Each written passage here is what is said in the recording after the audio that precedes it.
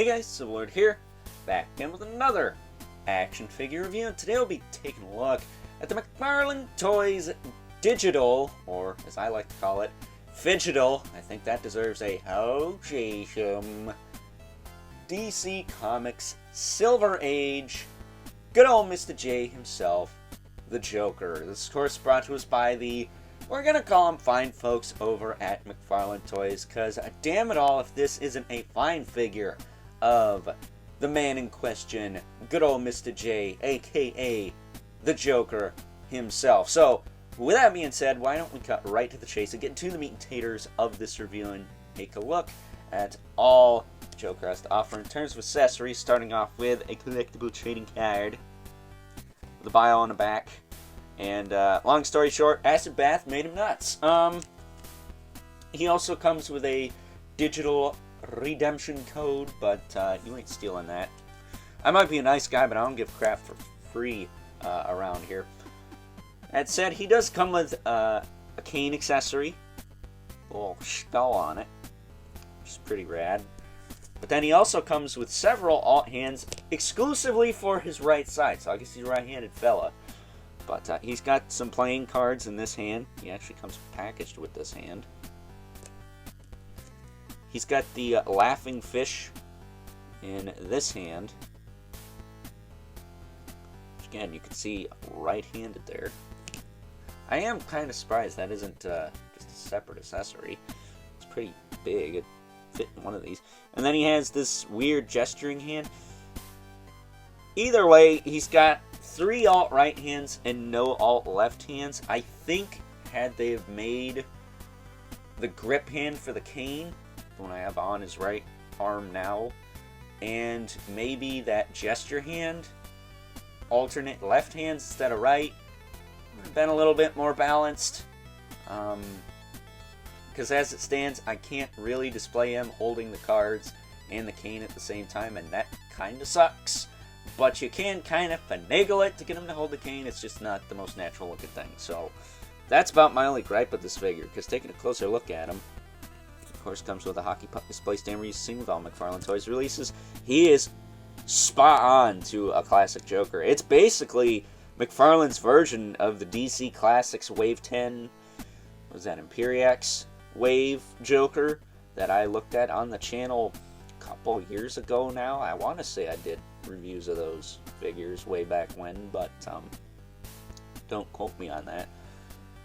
Yeah, I'm pretty sure I did that wave. I did not do the Solomon Grundy wave I got for Christmas a year ago, but that's not off the table because, you know, gotta keep the channel going somehow. But as far as his articulation goes, I want to say he's on the, is it the New Frontier Joker body? The one that's got like the missing eye molded into his hand. He's got like a stitched up face. I think it was reissued in a 2-pack with some other character I've never heard of, but at any rate, as far as his articulation goes, his head will look side to side, it'll look up, not a ton, yeah, that's about as far as you're gonna get.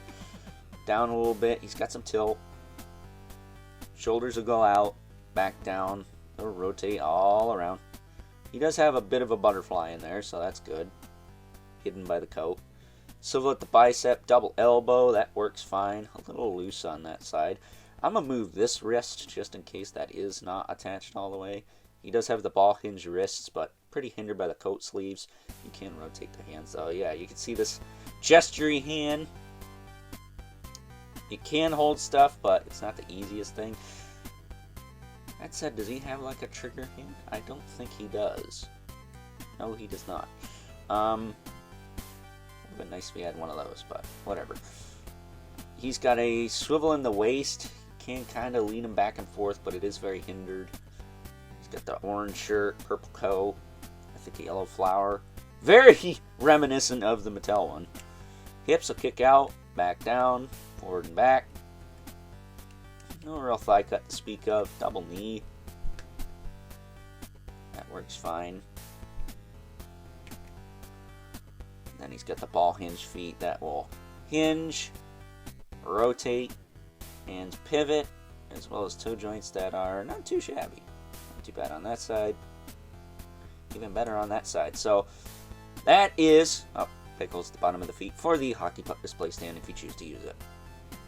That is Mr. J in a nutshell. Very awesome figure. I think he came out great. Very glad I was able to get a hold of this guy. Kind of sucks I missed the classic Riddler a couple years ago.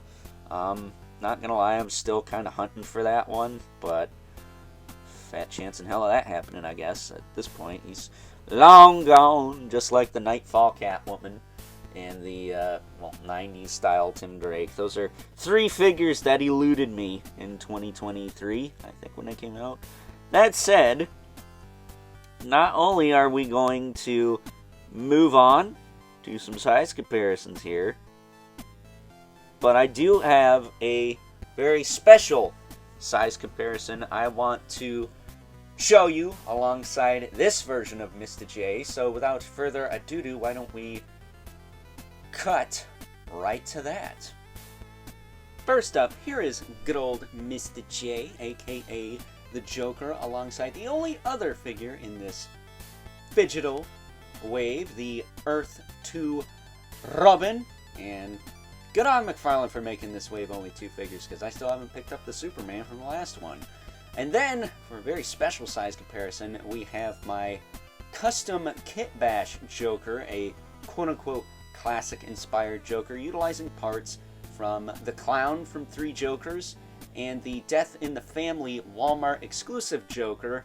I also display him with the long gun pistol, as I mentioned earlier, but shout out to Jason over at 5POA Reviews for sharing the recipe to make this Kit Bash. I believe it is the torso from the Clown, the head from the Clown, and the purple, suited parts from Death in the Family. Also, I think the flower from the Clown as well. So, not perfect. I never liked this 3 Jokers body mold as much as everyone else.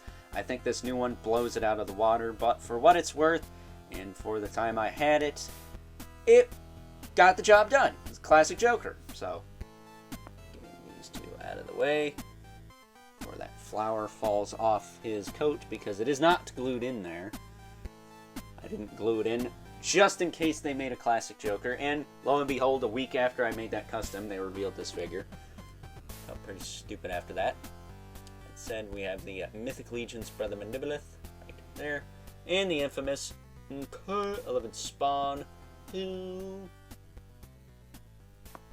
as usual, towers over everyone. Maybe not towering per se, but tall enough to make the joke. That said, since good old Al Simmons effing hates clowns, why don't we cut right to the chase and wrap things up with some final thoughts before things get ugly.